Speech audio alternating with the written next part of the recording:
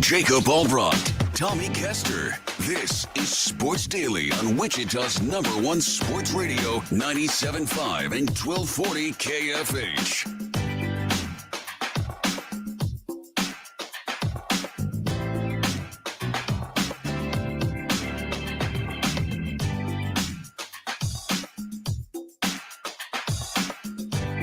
All right, welcome in, everybody, to Sports Daily. Jacob Albracht, Tommy Castor here with you on a jam-packed Thursday edition.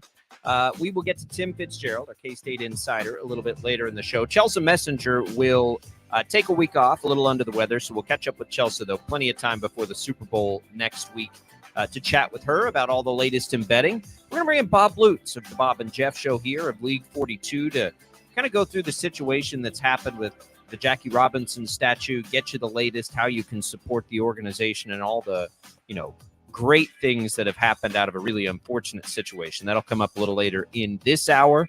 The Shockers fall last night despite a massive lead in the game against Tulsa. Very, very disappointing loss for Wichita State. We will get into that here. We'll get more into the Super Bowl, of course. A lot to get to this morning. Tommy, how are you?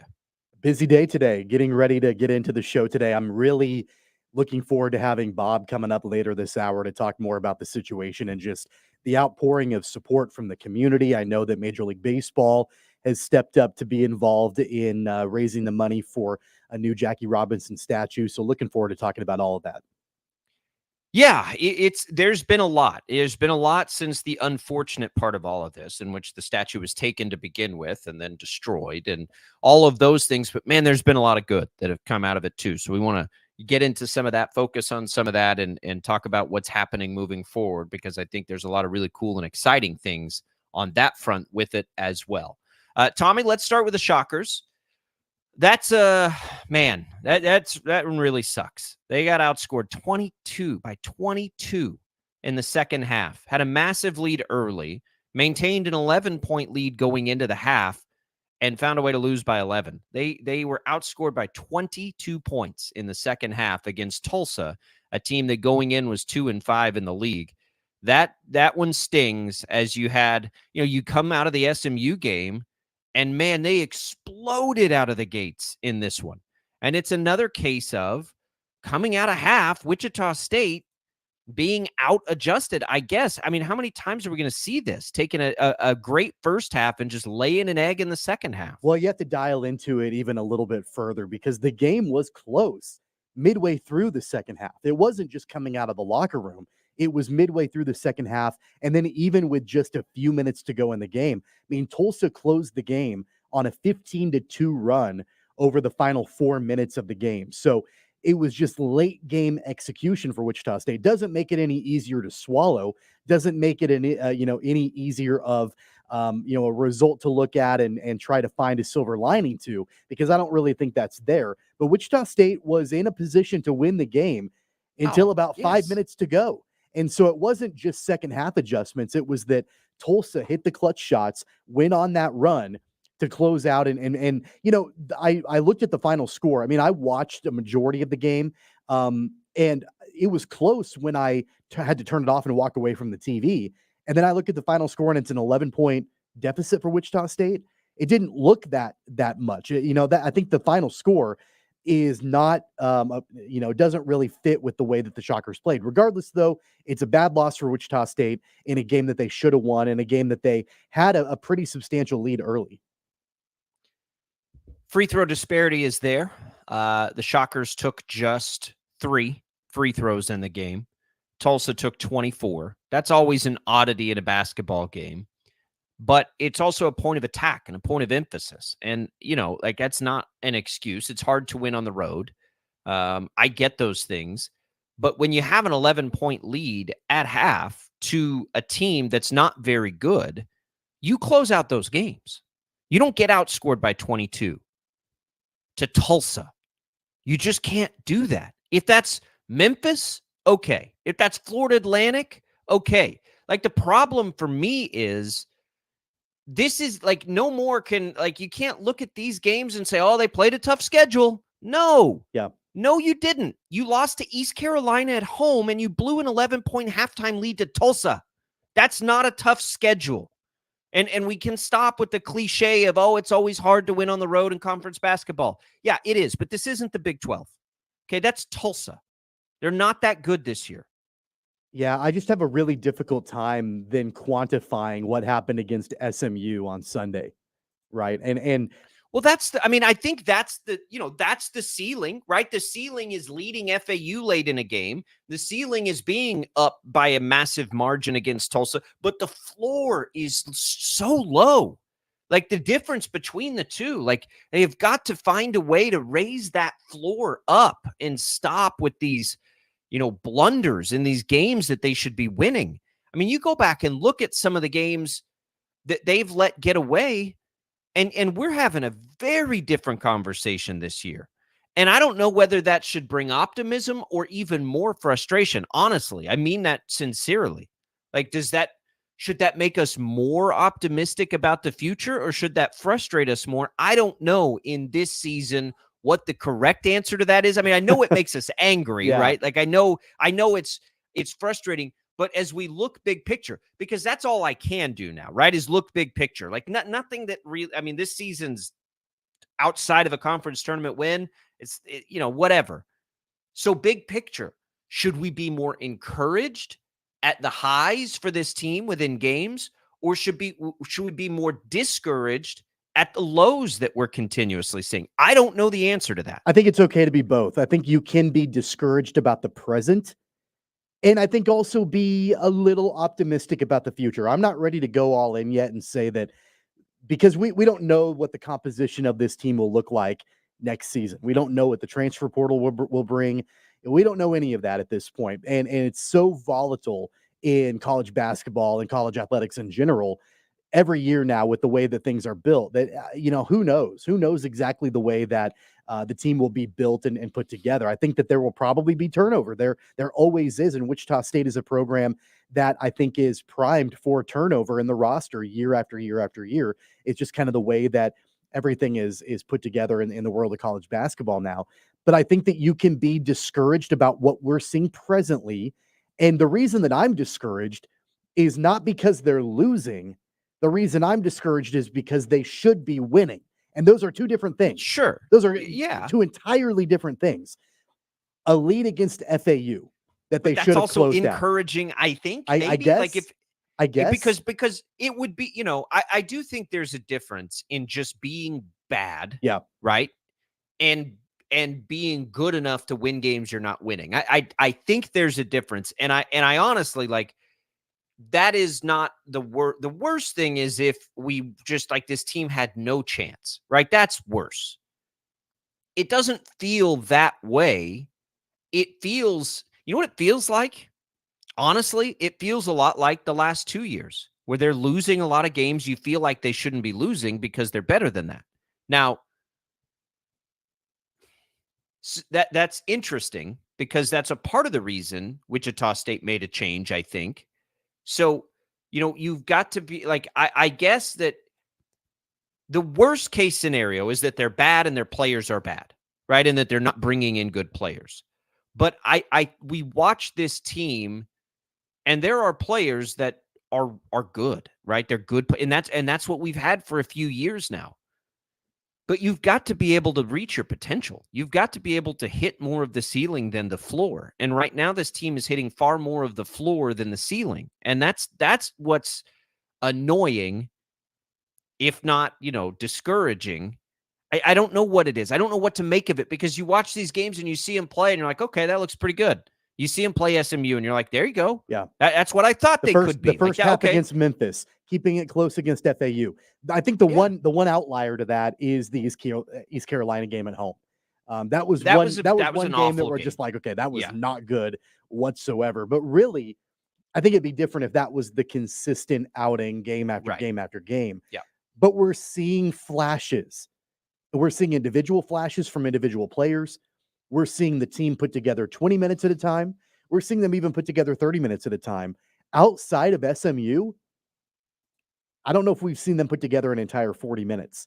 And so it's one of those. It's been a long time. It's been a long time. You got to go all the way back to probably November, early December before. I mean, Richmond, I think, was probably that way. That was probably the last one. I'll tell you one thing that I'm disappointed in. I'm disappointed in, and I think I'm disappointed in myself a little bit for crafting individual expectations of transfer players coming into Wichita State. Now, there have been some good things. I think Dalen Original is a good example of a good thing that has happened from the transfer portal.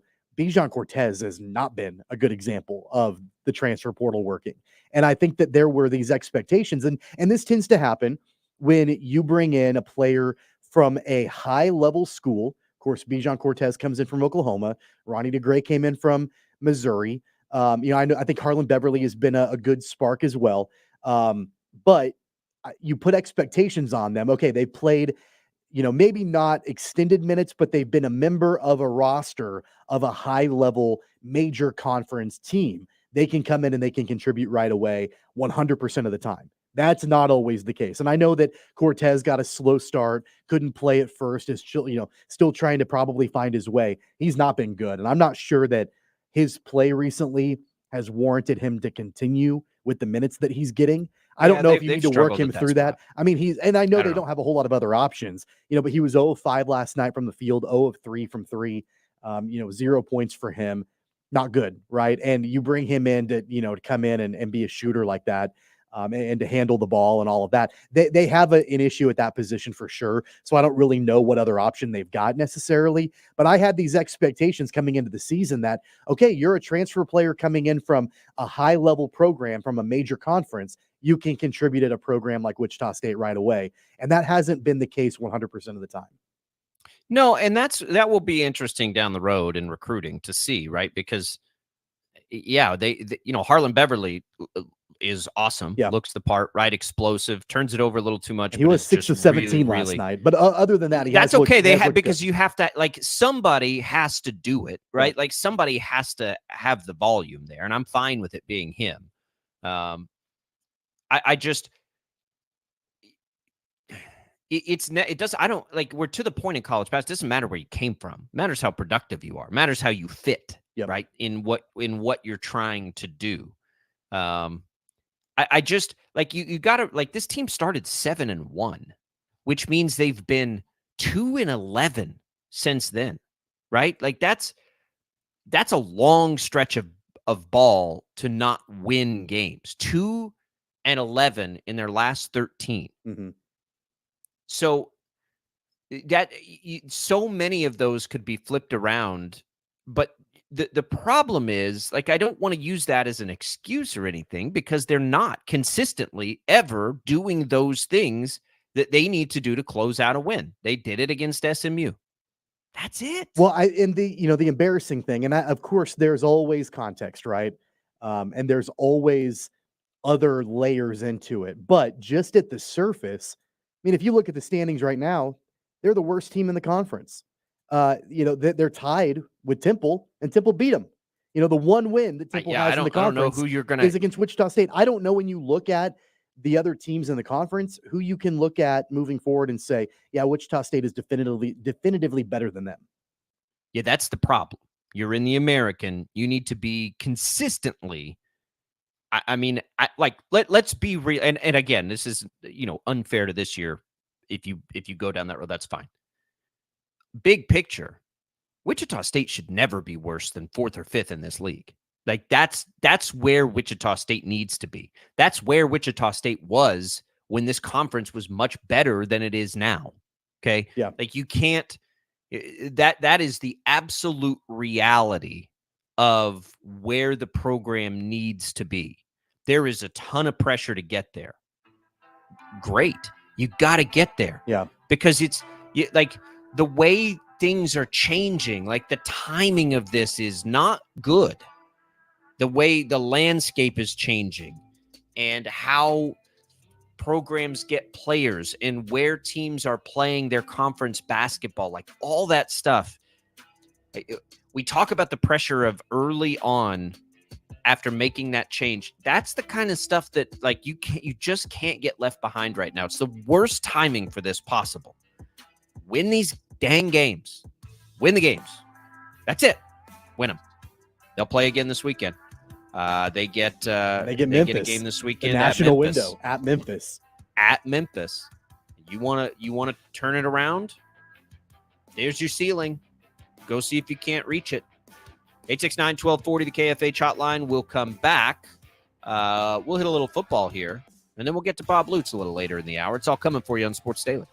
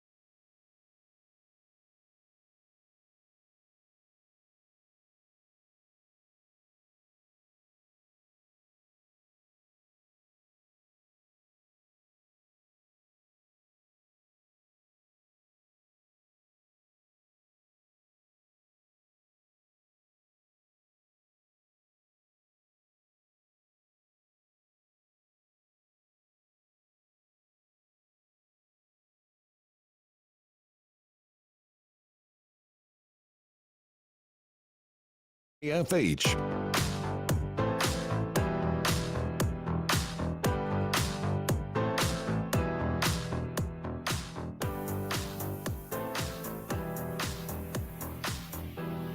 All right, welcome back in, everybody, to Sports Daily. Jacob Albracht, Tommy Castor. Glad to be here with you on this Thursday edition. Bob Lute's coming in just a few minutes to talk about the latest with the Jackie Robinson statue. Tommy, we're getting ready for the Super Bowl. The line has been a little active. It's now back more towards San Francisco, which is interesting. I would suppose that that's in direct news to the Omenihu injury, would be my guess. It will be a very interesting injury report. I think we can guess that Willie Gay will play. But I don't know that we're going to catch any more surprises on the injury report between now and then. Certainly you'd hope not. San Francisco does look healthier going into the game.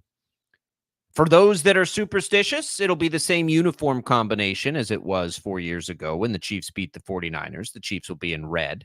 It's been a very quiet week, as it typically is, maybe even a little bit more quiet than normal.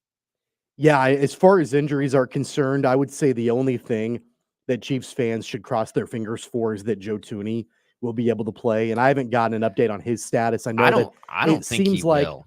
Seems like he's going to be a long shot. And I don't know if he's going to require surgery or what that's going to look like. I would imagine, though, that the Chiefs are doing everything that they possibly can to try to get him ready to go. But I don't think that is likely. And I think Nick Allegretti filled in really well in the AFC Championship. So that'll be good. And, they've got a capable backup in him to be able to fill that spot. But I know that obviously the Chiefs would love for their first team All-Pro to play. Yeah, look, I don't know how much a guard is going to, I don't know how much the Chiefs use their guards to block middle linebackers, but I do know without Thuney, they handled one of the better interior defensive lines in football in Baltimore. So, that's a promising sign as you look at replacement value. Again, I don't know how often they're picking up that middle linebacker, but San Francisco does have probably the best couple of guys combined at that position in football. Chiefs have got a pretty good pair too, but the Niners have been really, really good in that spot. So that'll be interesting. Yeah, and you want Thuney out there, right? Especially when you want to run the ball. And so we'll see. I think as far as protecting Mahomes, they'll be fine. As far as running the ball to Isaiah Pacheco, that's probably where they'll miss Thuney more, I would think. And that's what they want to do. So yeah, it's a factor. It's all a factor, right? We'll see. This will be interesting. It's back up to 2 points now. I think it opened at 2.5. Then it got down to 1. Now it's back up to 2.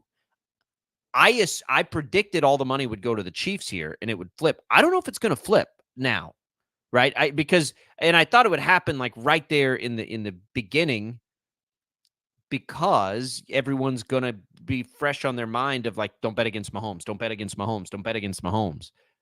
If you were making a line, Tommy, I think it's fair, right? I think 2 points to the Niners right now is a fair line on a neutral field. Yeah, I would take that. And I think that's appropriate. That doesn't seem to me to be super out of whack compared to you look at the line. I thought the line for the AFC Championship was a little out of whack. And that's why a lot of money was pouring in on Kansas City before that game. And then, of course, the line got even bigger and they're trying to get, more money on Kansas City because everybody was betting Baltimore. So I don't see that scenario happening with this game. It seems like the odds makers are being a little bit more conservative.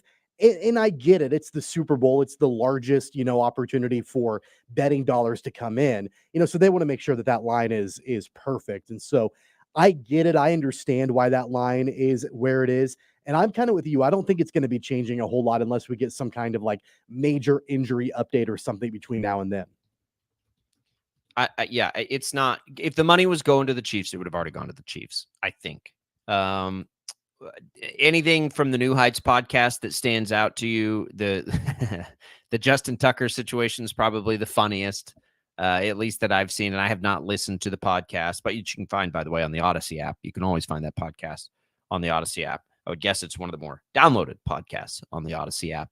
But it's the Chiefs just feel like they are grooving right now. And I cannot, as I look at this and I've been trying to decide, like, how do I approach this game? Who am I going to pick in this game? They look too in rhythm. I just can't imagine I'm not going to pick them in this game. You know what I think it is? I think that the Chiefs are finally leaning into the villain role, right? And I think that they had been, maybe resisting that for a while. And as things were not going particularly well for them in the regular season, I think that finally there was maybe this light bulb that went off. And I don't think that it's something that they talk about necessarily a whole lot, but I think that maybe subconsciously a light bulb went off and hey, everybody is, not cheering for them anymore. They were the darlings of the NFL for a while. They were the ones who were trying to take down they were the ones who were trying to take down the Patriots dynasty. Now they are the dynasty. And so I think they're leaning more into that villain role. That whole thing with Justin Tucker. I mean, come on, like, kicking equipment out of the way, picking up his helmet, throwing it, whatever. Like, it's kind of the schoolyard bully ball a little bit. And that's what the Chiefs are, I think, leaning into a little bit more. And I think that's a big reason why they beat the Ravens. Well, yeah. I mean, look, they're going to find their motivation no matter where it comes from. And if they're an underdog in this game, that's the easiest motivation for them to find. Yep. Right. It doesn't get any easier than that. We're the underdog. We'll show you. Right. Like that's as simple as a bulletin board piece of anything that you'll ever find is to be the underdog in an individual game. So there you go. And if they are an underdog, I do think it enhances their chances in any game that they play. History says it is with Mahomes, right? He's incredible as an underdog. And they're going to probably be an underdog. And maybe it's just that simple. What's crazy is there's like two quarterbacks ever that you just say, man, I'm not betting against that guy in this kind of a spot. It's Brady and it's Mahomes. Yeah. I don't remember another one where you're like, oh, I'm not betting against, XYZ. Like, because we haven't seen it. And maybe I'm not remembering Joe Montana enough. Because in Bradshaw, I'm certainly obviously not remembering it as before my time. But I don't know that we have seen it before. Well, the updated numbers from Mahomes, when he's an underdog, he's 11-1-1 all time against the spread. That's regular season and postseason combined. 11-1-1. He's covered that number 11 out of 13 times as an underdog in the regular season and postseason. And then if you want to even take it a step further, straight up, he's 10-3 as an underdog in his career, regular season and postseason. I mean, that tells you right there, don't bet against that guy when he's an underdog. And it looks like, unless things drastically change on that line, he's going to be an underdog again in the Super Bowl.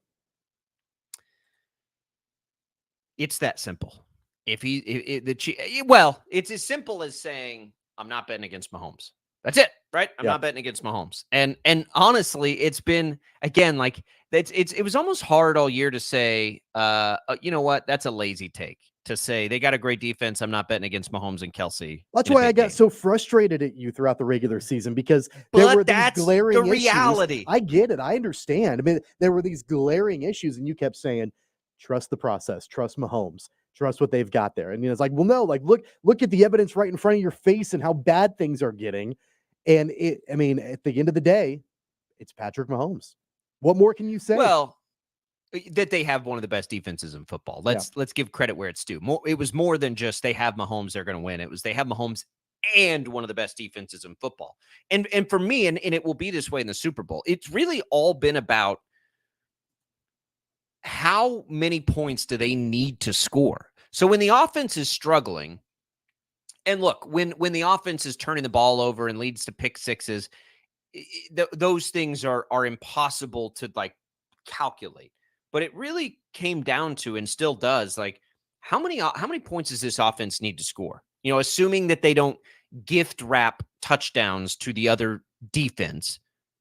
And I think the answer for me, it has been for a long time 2 touchdowns, 2 field goals, right? 20 points is going to be enough. If you can get 20 points out of the offense, you're going to be good enough to win the game. Think about that when we're talking about the Chiefs. You need 2 touchdowns and 2 field goals. So as I kept thinking about it, like if the defense is giving you that, right? If they're allowing you to only need that much offensively, man, the Chiefs can fall into that, right? Like on accident, just the way things go in a game. Now, will they against this team? I don't know, but just like as a more broad look at it, that's been it for me. It's like this defense is that good, right? When that's all you need and you know that's all you need, that's when you can buy into take your field goals, Yeah. run the ball. Who cares? Because and I think it took some time to get there, but they're clearly there now. Like we just don't need to do some of the things we've done in the past. That honestly, it makes them more dangerous to me. You know how good this defense is in the playoffs? You know how many fourth quarter points the Kansas City defense has allowed in the postseason combined? 3. Yeah. And Yeah. that was the last game against the Ravens. Should have been 10. I mean, let's be real. They made a great play. Could have been 10. Was that in the fourth quarter or was that in the third quarter? Pretty sure that was in. Pretty sure that was. Yeah, in the maybe third that was quarter. in the third. Maybe that was in the third. They've allowed It's 3 wild. total points in the fourth quarter against the Ravens, the Bills, and the Dolphins this postseason. I'm a, you know, what's our over under on this? 47.5. I'm under that. I'm under that. I'm not going to bet the under because I fundamentally don't. I can't do it. I can't make myself do it. But I'm for sure not betting the over. We'll put it that way. Bob Lutz joins us next. Bob and Jeff of League 42 talk about the latest with this Jackie Robinson statue situation. A lot of positive coming in the last week. We'll touch on it all as we make our way into the next segment of Sports Daily.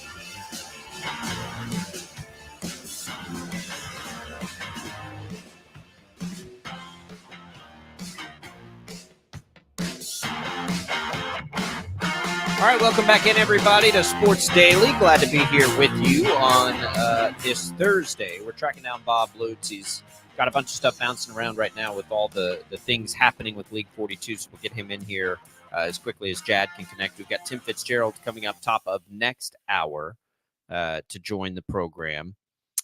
Tommy, as we look around what's happening in the college basketball world, do we have a best team right now? Like, I don't.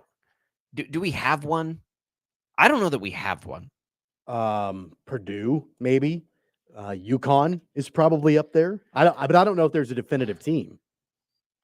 I just like, as after what we've seen though out of Purdue historically, like, how confident are you in that? And UConn proved it last year. I wonder if Houston is in that mix. And I only ask that as it pertains to Kansas. Like, can they, because before the year, certainly we had them there. We just watch it happening. It's like, can they get back there? And I think, I honestly, I think it has to do with the rest of the teams than it does to do with Kansas. Yeah. Kansas is not right now as good as I thought they would be, but I think neither is anybody else. We'll get into that in the second hour. We do have Bob Lutz now. Bob and Jeff Show, of course, League 42 executive director. Very busy man dealing with a lot of unfortunate things and now a lot of positive things. Bob, how are you this morning? Well, unlike on our show later today, you guys actually sound like you know what you're talking about. Pretty impressive. That's up for debate. Up for debate for sure. Bob, just this entire situation is to me very interesting in this sense. And I believe in divine things, but it strikes me as I've been watching it that this all happens at the same time. We have an outrageous surge of violence among teenagers. Teenagers are dead, have been shot to death, have been arrested in multiple situations. And we heard the Mayor Wu, talk about this, and I wholeheartedly believe in it. The best way to attack those problems is at home for a lot of young people. And I don't know that there are any organizations better at attacking that problem than you guys are doing. It does strike me, all the attention that's come to League 42 as our city faces this problem right here. And with this platform now, a lot of good is coming of that. I mean, to me, that's really powerful stuff that's happening right before our eyes. Yeah, and every time a crime is committed and it involves young people, because we've been around now for 10 years, so the first thing I do is check the name and breathe a sigh of relief when it's not a kid who played in League 42, and it never is. So that's a good thing. That's a positive, but there's still way too much of it. We're reaching 600 kids annually to play baseball. We're now offering all kinds of education programs. We have a building that that I'm sitting in right now, the Leslie Rudd Learning Center. We have 4 fields. There's still improvements to be made. We need new lights, and we need some artificial turf still on some fields. Yeah, we are overwhelmed by the response to this story. And as I look at our GoFundMe page, we're at $177,215. We could have never dreamed of that kind of support. Major League Baseball has reached out. I can't really divulge the amount they're doing, but their support is more directed toward our overall mission. Certainly the theft and destruction of the statue provided the impetus for that. But I've had an opportunity now to talk to Major League Baseball about League 42, which I welcome and cherish, because we've been trying to have that opportunity for a while.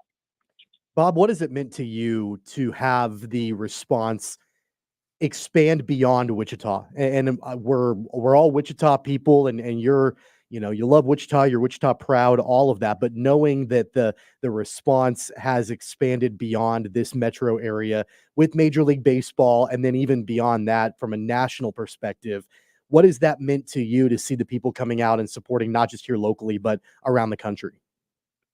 I'm a journalist at heart. I've always felt like League 42 had a story to tell, and we've strived to tell that story, and it's been shared very well here locally in Wichita. But now League 42 has been mentioned, albeit in a way we never wanted it to be mentioned. But I think with the Jackie Robinson statue, I think people are getting beyond the horror and fright of that terrible crime and taking a deeper look at League 42 and what we stand for, and our attempt to help kids and how many kids we have and how many families we're serving. So the opportunity to get that message out there is one we can't sleep on. We've got to continue to push that. Bob, as a fellow journalist, that viral nature of this is not surprising at all. But I can tell you, just by the interest we receive at KWCH from outlets all over the place, the interest is not waning. How important is it then? And we have you here a lot of because of this reason. How important is it to capitalize when you think of all the things League 42 has been, done, grown, everything? How important is it for you guys to capitalize on this sort of spotlight that's not going away, and honestly just spread the word about the mission of League 42 to begin with? Maybe there are now going to be organizations just like you guys popping up in other cities. Like, the impact of that stuff, I don't think anybody ever fully quantifies, but it's immense when these things happen. Well, I feel like all I've done for 3 or 4 days is answer voicemails, reply to text messages, reply to emails, and do media interviews. So welcome to the club, guys. You guys are doing a phenomenal job interviewing me. So like I said, it's really important for us to, our preference would have been to be sitting here today with the statue across the street, going about our business as we always do, finding our relative anonymity nationally. We would prefer to have the statue in its rightful place. But because this terrible thing happened, and we now have the opportunity to spread our message, and we've got to do that. We've got to do that. So we hope people continue to support us. We have ongoing needs, as every nonprofit does, and we're certainly not any different than any of the others.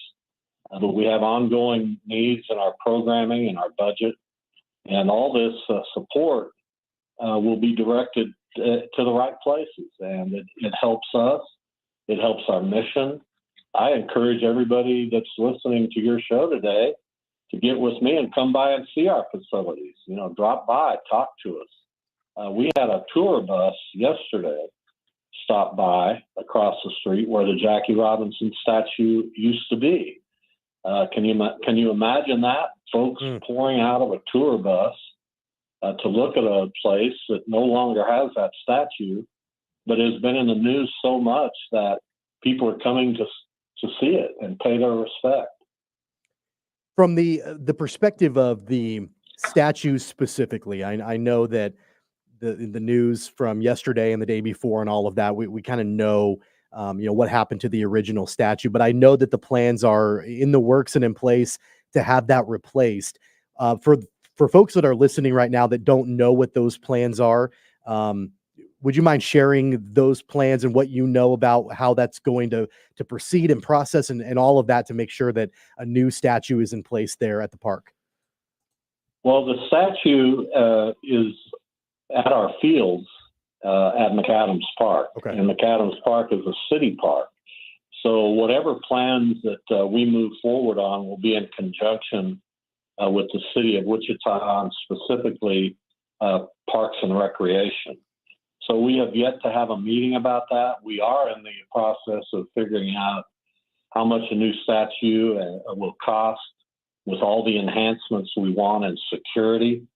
We feel like we've got a fairly good handle on that. We for sure wanted to beef up the security around the statue. We want to do some landscaping work. We want to make it even a more attractive site because after this, it will become kind of a destination point. It really always has been, but even more so now. So we hope to get moving on this relatively quickly because the process of creating a bronze statue takes 6 months.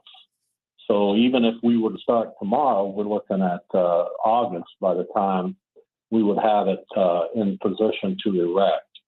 So the faster the better, but we'll have more news on that, I'm sure, as the days and weeks continue. Bob, you mentioned all the interest in the statue and everything else. I'm curious, have you seen an increased interest at all among participants in League 42 since this? In the immediate aftermath, have you had any more kids interested than maybe you would have before?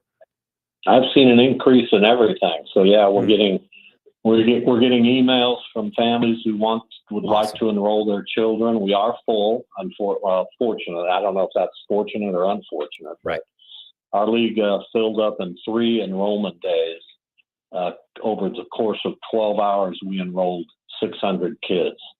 We could go higher, but we don't have the capability. We don't have the manpower. We don't have the facilities. And we're much more interested in quality over quantity. So 600 kids is a number we work with well. So that we do have a waiting list. So anybody who's interested in that can certainly reach out.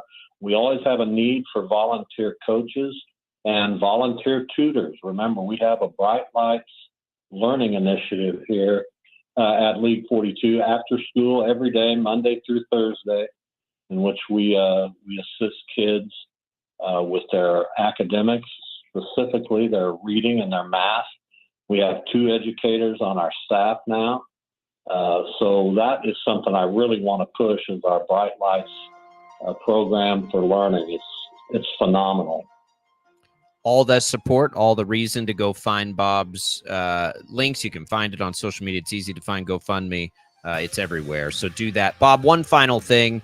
I have an obligation, you mentioned journalistically, to ask you the question a lot of people want to know. And I don't know how much you can share. Do we have any insight on a motive here, a why? I know there's been no arrest made, but is there any indication on why this happened in the first place? I get asked that a lot, and my view here is that I don't make any predeterminations. I think we'll find out a lot about this over the course of the next couple of days, maybe into early next week. But I believe there will be a satisfactory resolution in terms of the people who have done this will be apprehended and arrested and charged, and hopefully serve time. So that's what we're hoping. We will wait and we will hope that it's not more sinister than being boneheads, but we'll see. I know you can't talk a lot about that, so we appreciate it, Bob, but we needed to get that in there. Go check out the GoFundMe. Go check out League 42 in general. Bob, we appreciate it. We appreciate the time in your busy schedule in this craziness. Just go out there and support you guys. I appreciate it. Thank you. There goes Bob Lutz of the Bob and Jeff Show, which you'll hear 2 to 4 every day here on KFH. Also the executive director of League 42. Seriously, check it out. It's been incredible to see the kind of positive that comes out of a negative like this. Never amazes me when this happens. All right, we'll take a quick break. We'll come back. Hour number 2 of Sports Daily. Albracht and Castor coming right back.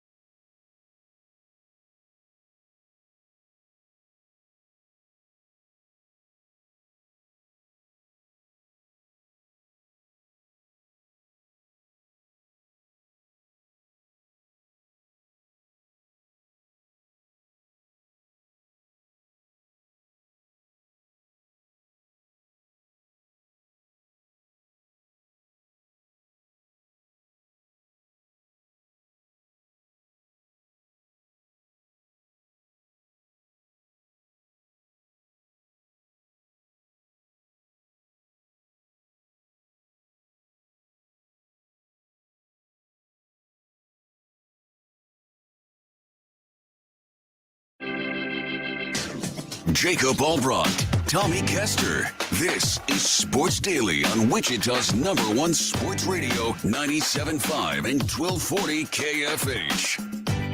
He's got all the insight of what you want to know and maybe some of what you don't want to know. Here's K-State insider Tim Fitzgerald. All right, welcome back into Sports Daily. Jacob Albracht, Tommy Castor. We are joined by Tim Fitzgerald, GoPowerCat.com. I believe it was Michael Scott, Fitz, that said, "My, how the turntables." I feel like we went from like the great coaching job, and I'm not wavering from that. I think they have done a nice job, but like contending for a Big 12 title, I don't think, in fact, I know a lot of people don't understand or realize, like K-State right now, as of right now, is not making the NCAA tournament. I don't think people are understanding that's where we're at on February 1st. They've got a lot of work to do to get in. They sure do. And they've got a lot of questions that need answers. And I don't know if they can come up with the answers, not because they're not good enough coaches or a good enough team. I just don't think those answers exist to solve the ball handling issues they're having, the lack of a true point guard and creator, and someone who kind of gets, how to make those around them better. And also, they're getting bullied on the backboards right now, and seems like they should have that answer, but boy, I don't see it in actual game product. Even when they're focusing on it, it doesn't seem to be getting done. So they've got a couple major things, and probably the biggest problem right now is they're 3 games into a losing streak. Saturday, they go to Oklahoma State to play the only unranked team in this kind of mid-stretch of the Big 12 schedule. And then they come home to play Kansas and go to BYU.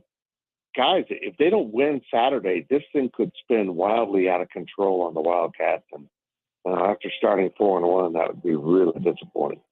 You go to the 3 games that they've lost in a row. I mean, you're talking about 3 top 25 teams in the conference. Yeah. And for me, it's not as much about the fact that they lost the games, but at least in the last 2, the margin in which they did lose those games. I mean, getting blown out by Houston, a 20-point loss to Oklahoma. That's the concerning part to me, is that really neither one of those games were particularly close. And especially if you go back to the game on Tuesday in the first half, the Wildcats couldn't make a shot at all in the first half. How concerned are you about just the lack of offensive production, especially against really top-tier opponents? Yeah. I think the only one of those games I'm really disappointed in was that Oklahoma game on Tuesday inside Bramlage, just because the lack of, I don't want to say effort, because I don't know that it was effort, just of ability to solve problems on the court. They couldn't figure out how to handle that pressure. And I'm just going to say that I think Houston's now put on to film exactly how to just really give K-State problems. And Oklahoma replicated that. And I thought they replicated it extremely well in the first half, and just took K-State out of everything they wanted to do. And any capable team from here on out will try to do the exact same things defensively that we've seen Houston and Oklahoma perform so well to great effectiveness, winning by 20 points. Fitz, you've really upset the dog with not being upset enough at the Houston loss. I think when you said the only one that bothers you is that, I think the dog's saying, "Hang on a minute, it's not acceptable to lose to Houston by that kind of margin."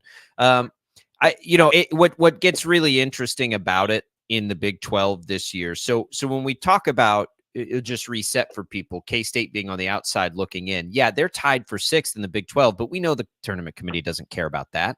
They're the 12th ranked team in the Big 12 in the net and in the KenPom. Like, all the metrics right now are against K-State. That's what they have to overcome.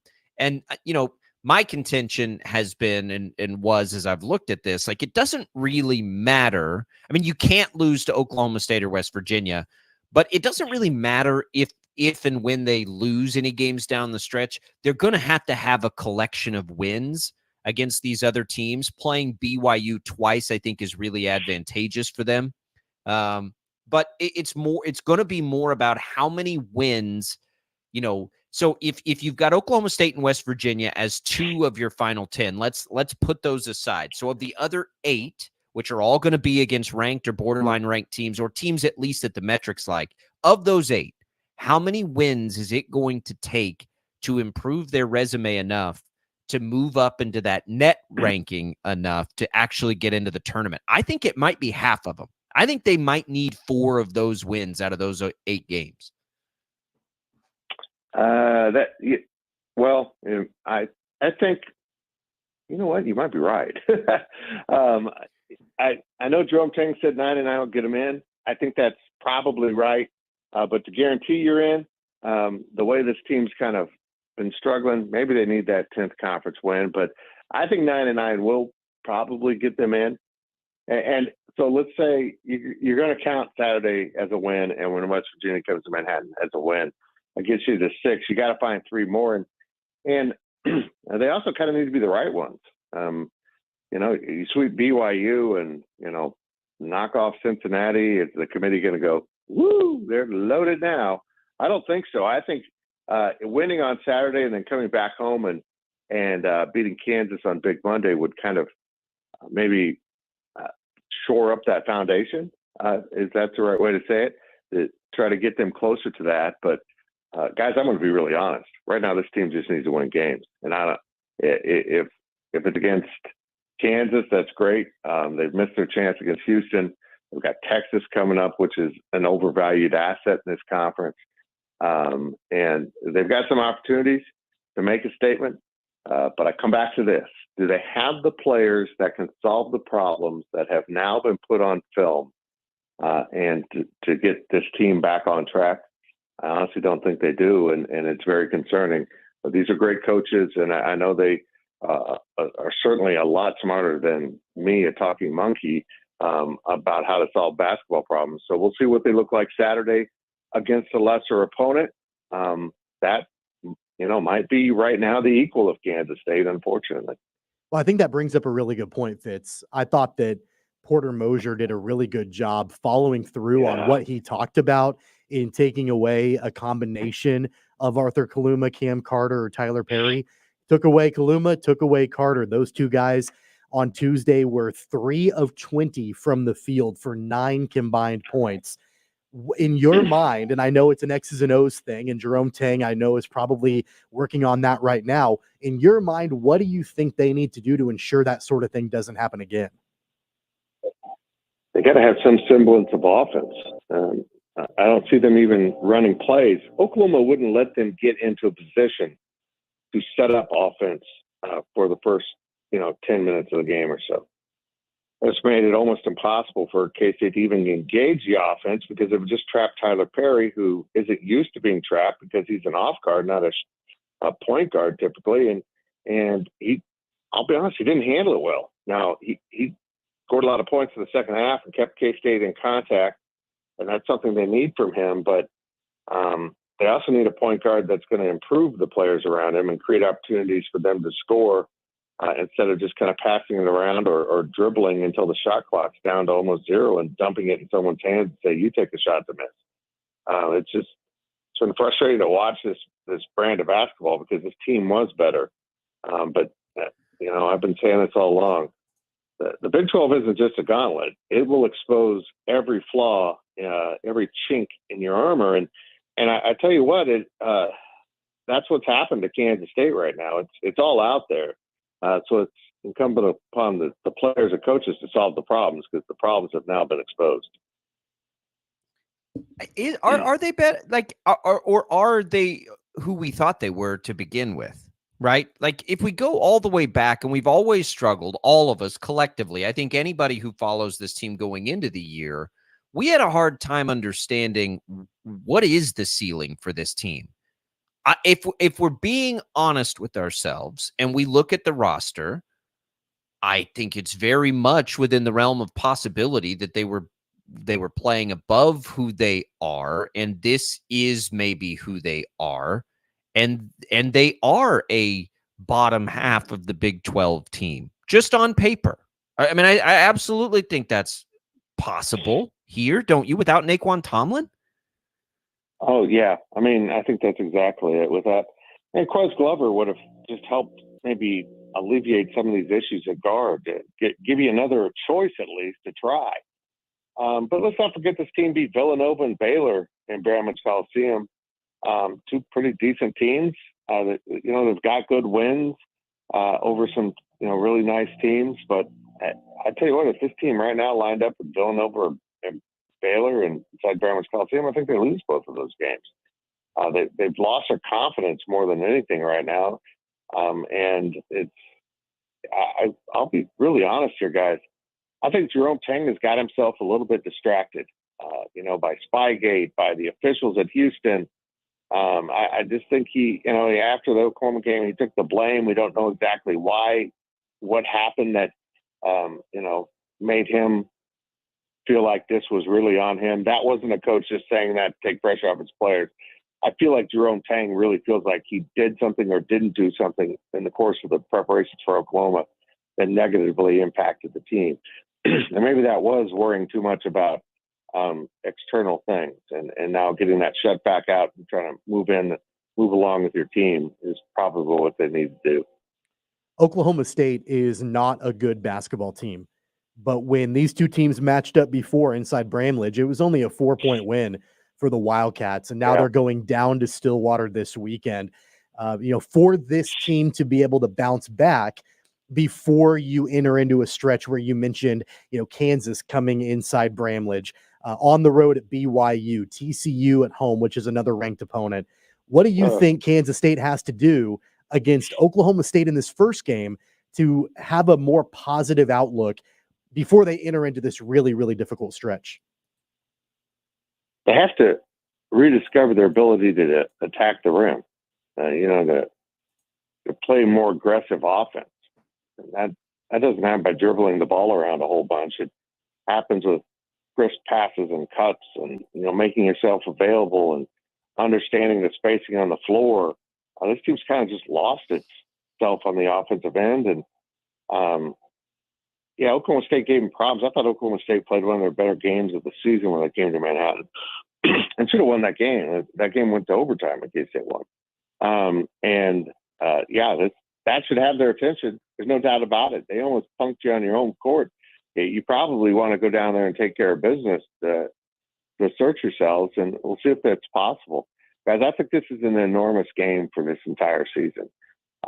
Lose, and you could fall into a tailspin that just absolutely unravels everything. When you have an opportunity then to get yourself, back on your feet, because you're 5-4 in the conference, and you go win another game in a stretch, and you're going to come out of it at 500 in the conference, and it's kind of keeping on pace. So it's huge for this program and this team this year. Outside of chasing all this, what do you guys have going for us at GoPowerCat.com, Pitts? Well, I don't know if you can hear, but my leaf removal team finally showed up. Did they come in November? No. December? No. January? Listen, I'm waiting. I'm waiting on mine. I'm waiting on mine. Been a little too wet out there, which I guess is an acceptable reason. Yeah, whatever. Anyhow, that has nothing to do with what we're doing at Go Power Cat. Big 12 fans, we're doing a daily show on the Big 12. Our friend Brian Hanley, former K-State offensive lineman, is hosting it. 1 p.m. on YouTube, Tuesday through Friday. We do the K-State version of it on Mondays. I think it's a really good show. He's got some interesting guests. A lot of publishers from around the Big 12 are the initial wave of guests as we try to get them established on the show. And we're just trying some really fun stuff with Go Power Cat. And coming up here in just a little bit, we're going to release our staff's thoughts on the football schedule, person by person, picking, the game that could be, the most challenged, the most winnable, all those kind of answers. I think it's a fun piece of content, and that should be releasing at 11 a.m. Hey, one more. Somebody real quick on your schedule there, Fitz, and then Tommy's got one more. I did see that I wish I could remember the source of this. Somebody metrically put up the strength of schedules, and guess who's at the top? KU, K-State. Let's go. In terms of the Big 12? In terms of being favorable, like the most favorable schedules. Favorable. So that's and they were just, I haven't looked enough at it. I just literally somebody sent me that this morning. Yeah, that's very interesting. I don't necessarily see that, but I do see schedules. It's just so hard to grade a schedule right now with 4 teams just 1 year into the Scott Conference and 4 more coming in with no years. And it's hard to kind of, it seems that this adds up to this. It's tough to wrap your mind around. I'll say this. I see no obvious losses. I see no, I think the biggest challenge of the season, to give away one of my answers, will be the last game going to Iowa State.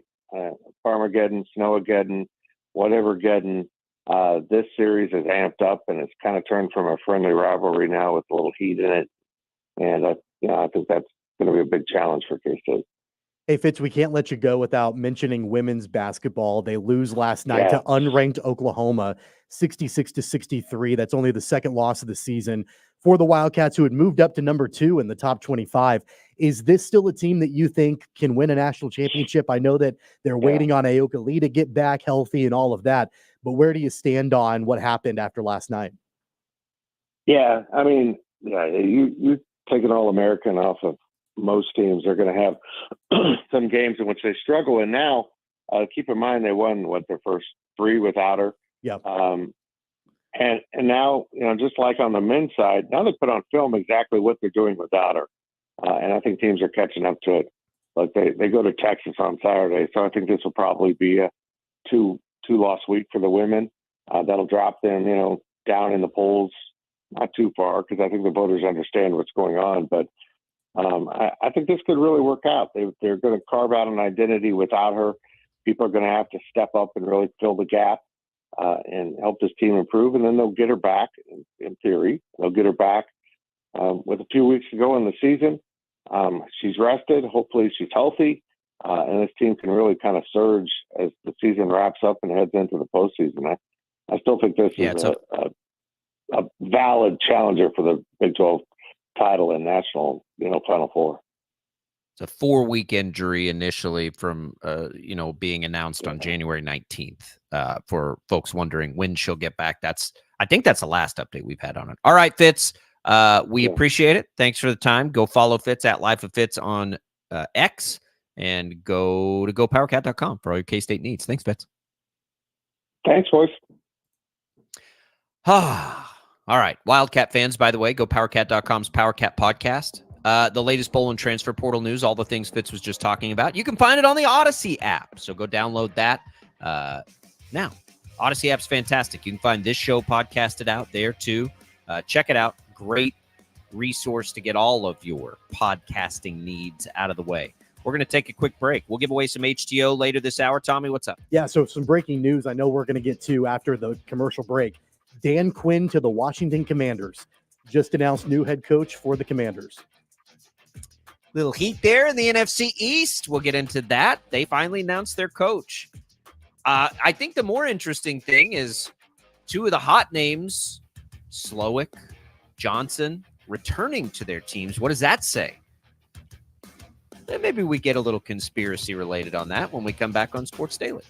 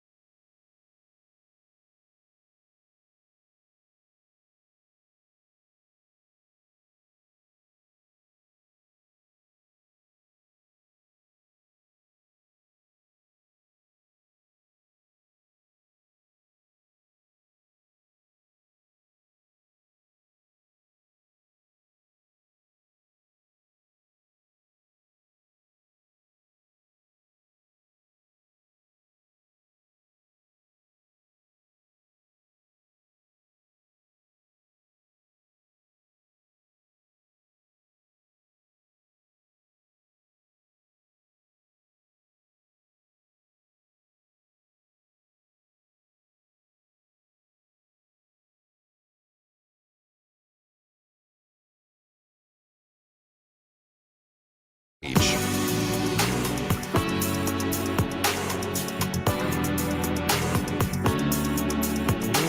right, welcome back in. Tommy mentioned the breaking news there right before the break.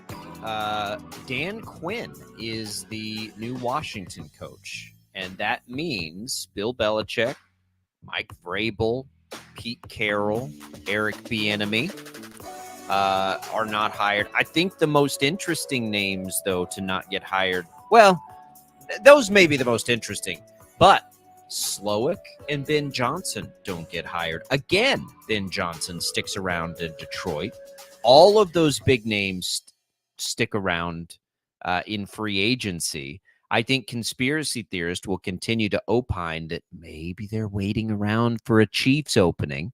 Again, though, I don't see it. I don't see Andy Reid stepping away. I could be wrong. It is odd that a lot of these hottest names are turning down jobs.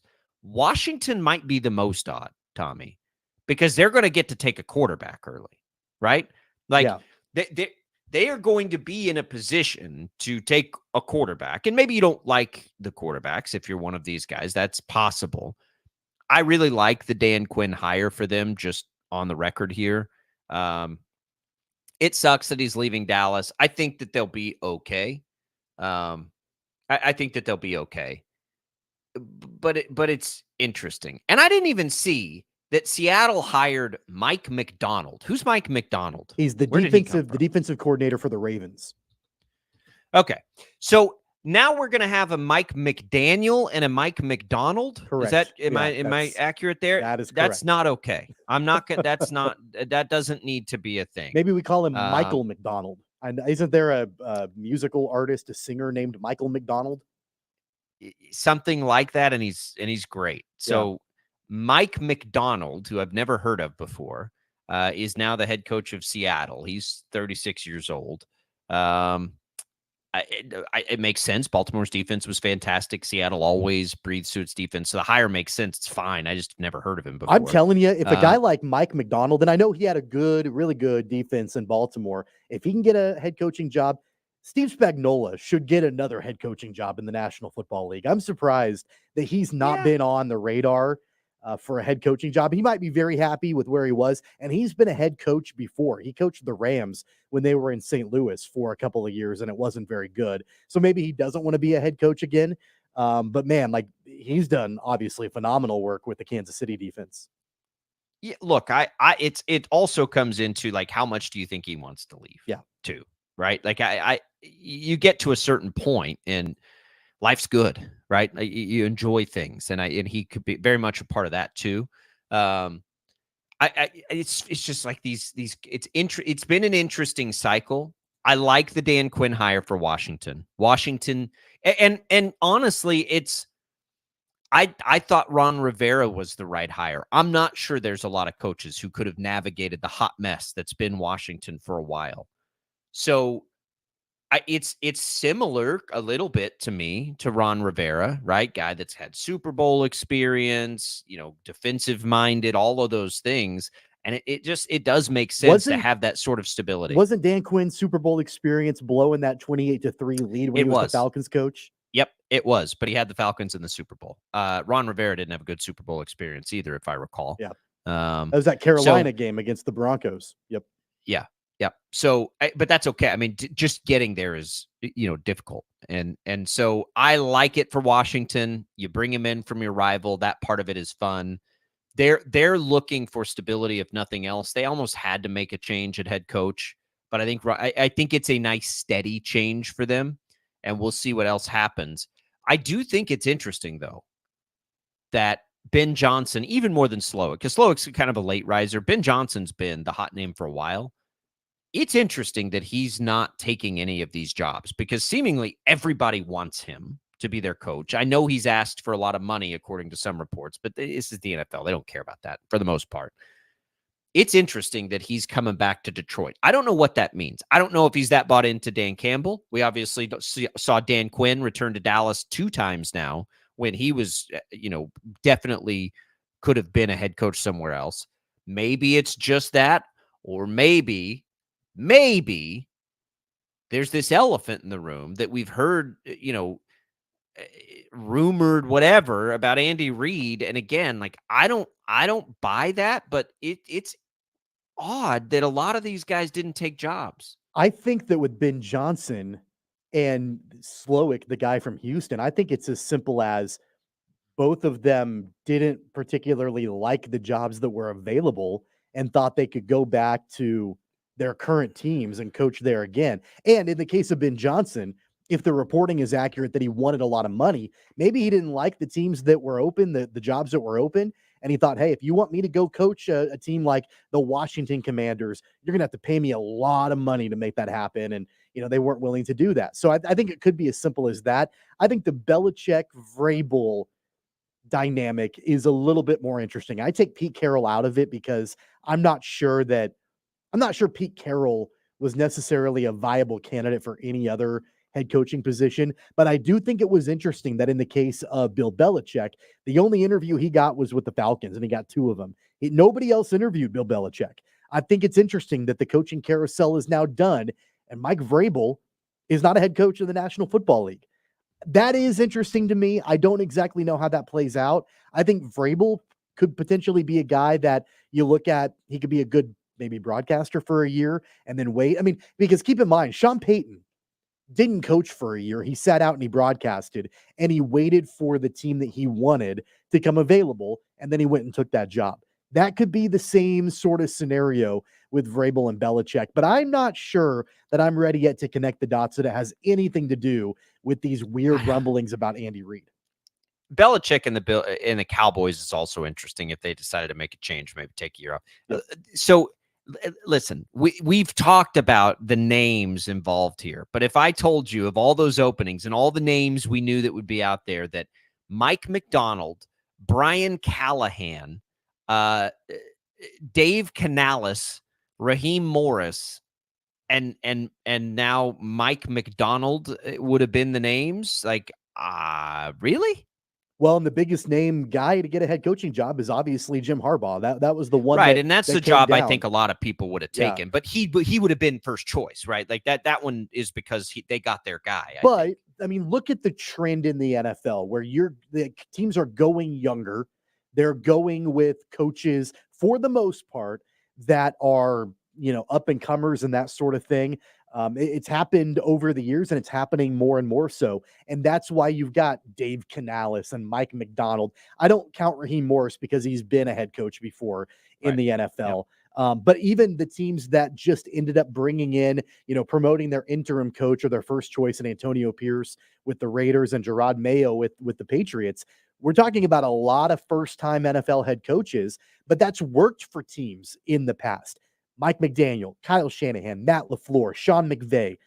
That's happening a lot more today in the NFL, and I think a lot of teams are wanting to jump onto that.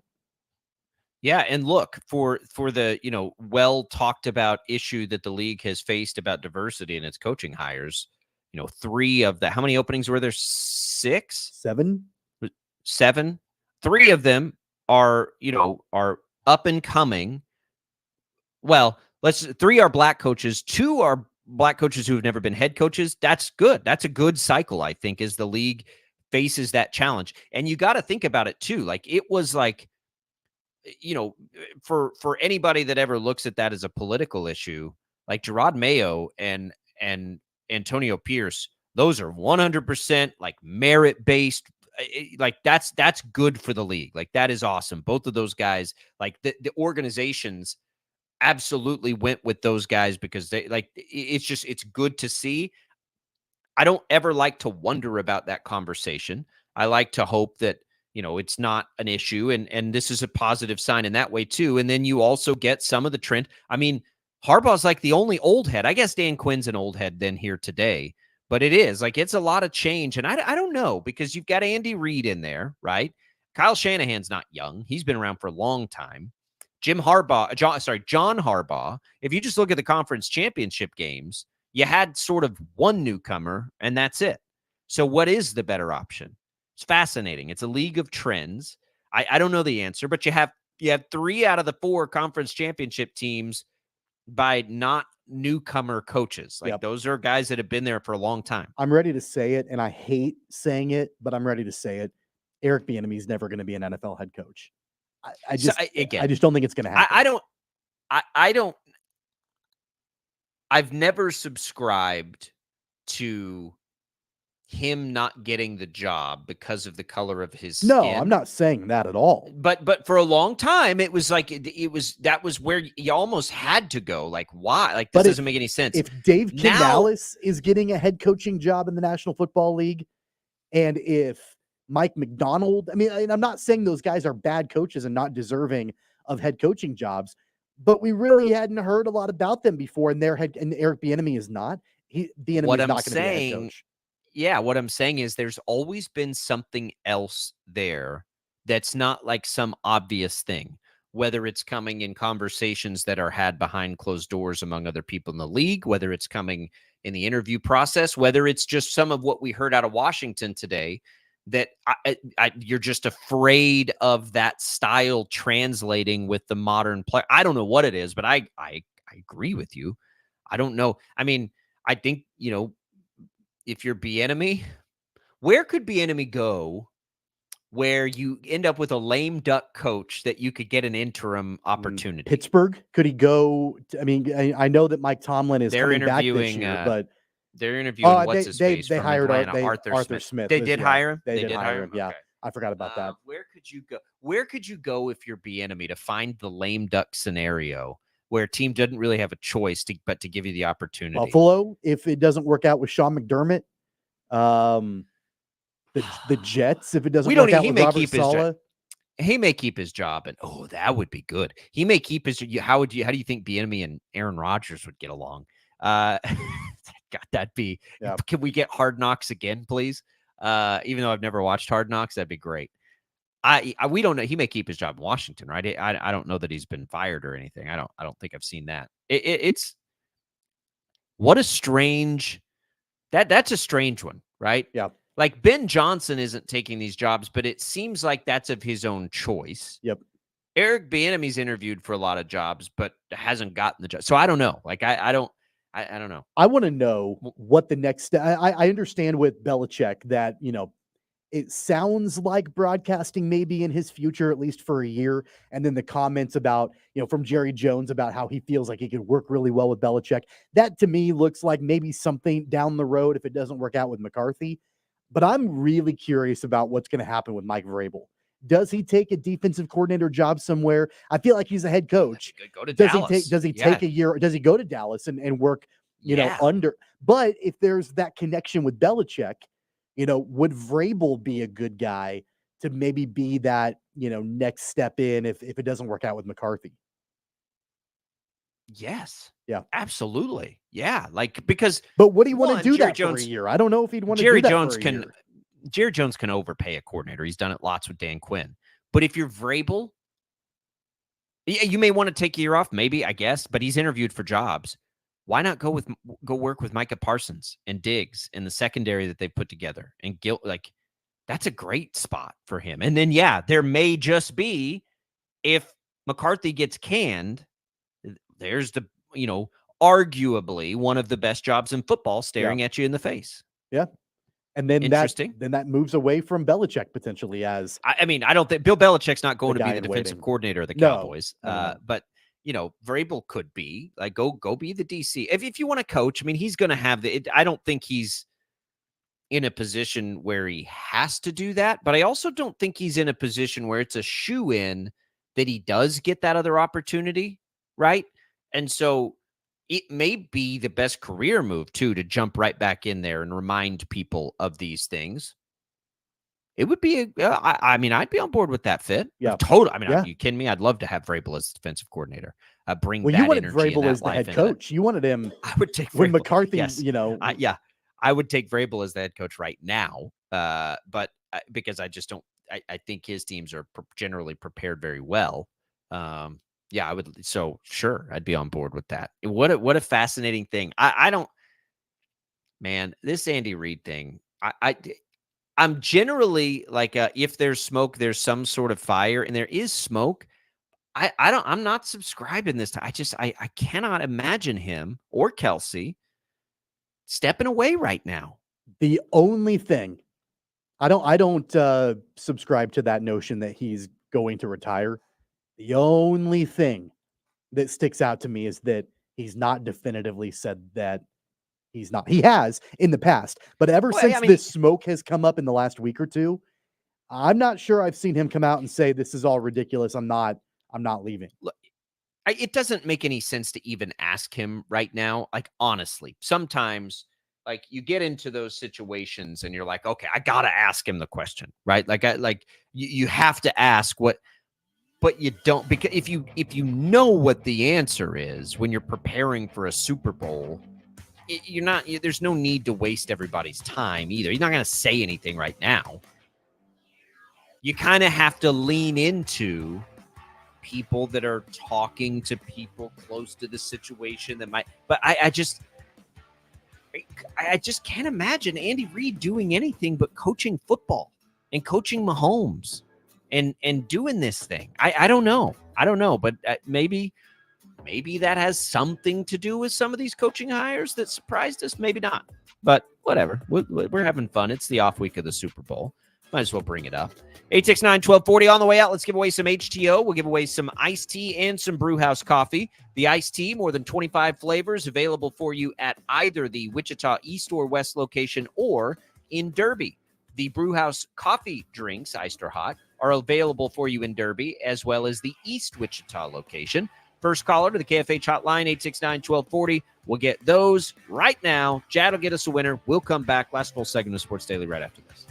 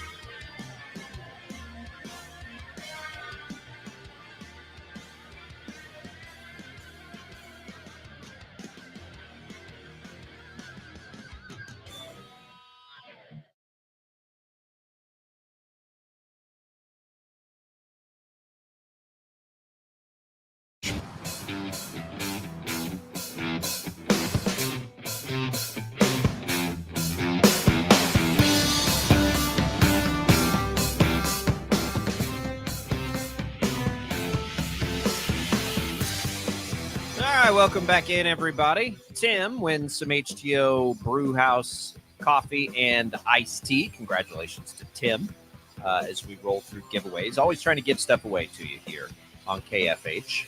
Always happy to do that. So we get sort of a night off from college basketball here. You'll hear the Jerome Tang show tonight, which will be a really interesting one at 7 o'clock right here on KFH. But we get the night off from it, and so we started to talk about this just briefly, and we'll spend a few minutes on it, just like stepping back and looking at this college basketball season. Is anybody really, really good? I don't know. And, we know teams are like Purdue, UConn, Houston, if you still consider Kansas, and the same cast is there that probably we thought would be there. But I don't know that any of them are running away from the field, so to say. And Houston playing it in Lawrence this weekend may have the best opportunity any team's had all year to sort of do that. But it's been an interesting year. And maybe that's the norm now, Tom. Maybe that's the future of college basketball. Maybe that's just what we need to get used to. UConn certainly wasn't that team in the regular season last year. Now, they look like it in the postseason. But maybe that's just the transfer portal. Maybe that we won't have dominant teams like that. Where is Kentucky, too? Didn't they get like an all-world 7-foot, European player into their mix? I remember seeing them early in the year. I don't even think they're in the top 25, but I remember seeing them early in the year. No, they're thinking 10th. They're 10th in the rankings. Kentucky is. What am I? Yeah. They're right behind Kansas and Marquette at number 9. Oh, I'm not looking at the AP here. I'm looking at CBS Sports' top 25 and 1. And they don't have Kentucky in there. So that's not the AP ranking. But but either way, they're not running away from anything there. Now, that's a team I would be interested in late. Where are they in the Ken Palm? Let's take a look. Because they added, I haven't watched much of that 7-footer. Yeah, they're all the way down at 23 in the Ken Palm. That's probably why CBS doesn't have them very high. But it's just like, it's a strange one. It is a strange year. It does feel like as open as it feels in the Big 12, it feels that open nationally to me. Well, that's a big reason why in all these conversations we've had about the Jayhawks, and if I'm concerned about their prospects and all of that, I'm really not, because there is so much parity this season in college basketball. And there have been previous years where there's been a clear number one, or maybe even 2 or 3 teams that are head and shoulders above everybody else. I don't feel like that's the case this season. I mean, even just looking at the top 25, usually at this time, there's at least one team that's still undefeated. There's not. And really, there's not even a team with only 1 loss. UConn and Purdue both have 2. Houston has 2, and all the other teams in the top 25 have at least 3 losses. You have to go all the way down to Utah State at number 17. They've got 2 losses. But beyond that, it's 3, 4, 5, and even 6 losses in the top 25. There's a lot of parity this season. And that's something that, I think will probably continue as the season goes on. But that's why ultimately I'm not overall concerned about the prospects for Kansas to win a national championship, because they've got flaws just like basically every other team does. But that doesn't make me less concerned about Kansas. It just makes me Are they beatable? For sure, but so is every other team. And once you get once you get into a single elimination tournament, it comes down to the draw that you get. It comes down to how you're playing in that moment. I'm not overall concerned about their prospects to win a national championship, their chances, because of all of that. Yeah. I mean, I'm definitely concerned that they're not as good as we thought they were. But I suppose, it is hard, and we've talked about that a lot. Like, it's hard to know whether they're going to be, and it is, last year was sort of a luck of the draw type of year. This is probably going to be a luck of the draw type of year. I don't even know I still don't even have a good grasp of like, what's the kind of team Kansas would like to play in the tournament. I don't know the answer to that. Like, we're into February here, and maybe that's a concern. Like, I don't know what Kansas is great. Like, they're great at a lot of things, so don't misunderstand what I'm saying. But like, what is their identity, and what is their strength by matchup? It's not just like playing a bad team like they did against Oklahoma State. Like, what is stylistically the right formula for them. A team that also doesn't shoot the three particularly Yeah, well. I don't think mean, I don't think they match up well against teams that shoot the three well.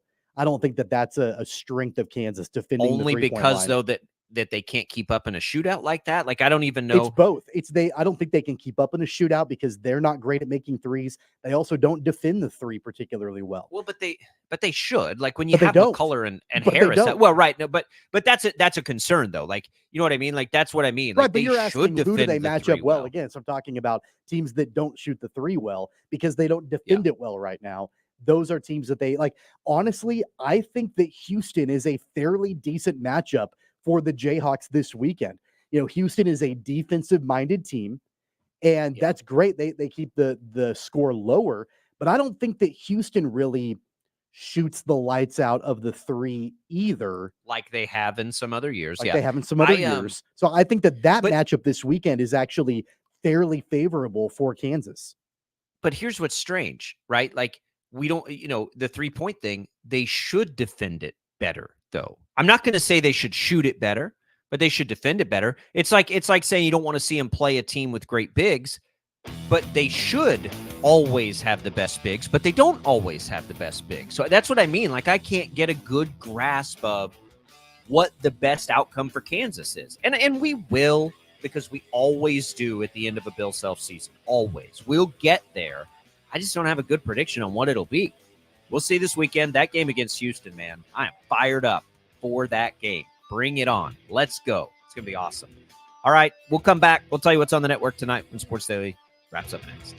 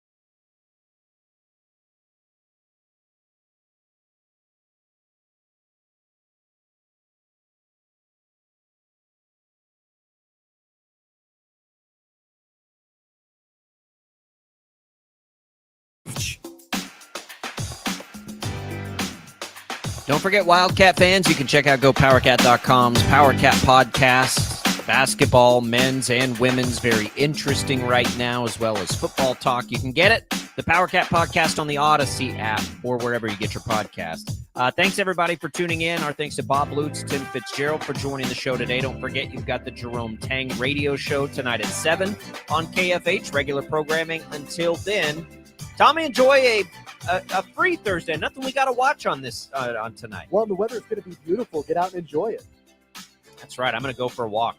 My old man shoes on and get out there and get after it. We'll see you tomorrow.